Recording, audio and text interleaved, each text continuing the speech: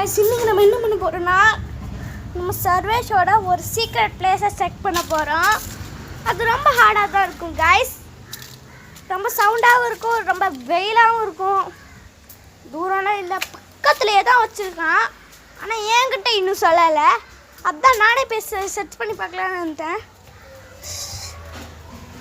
இந்த இப்போ நான் போற மொட்டை மாடி தான் சர்வேஷோட சீக்ரெட் பிளேஸ்.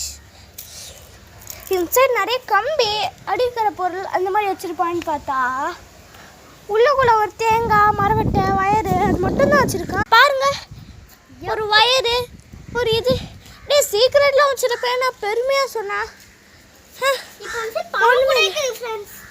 ஆமாம், அதுவும் அவனோட வளர்க்குற பெட்டு. சர்வேஷ் வந்து நம்ம ஒன்றும்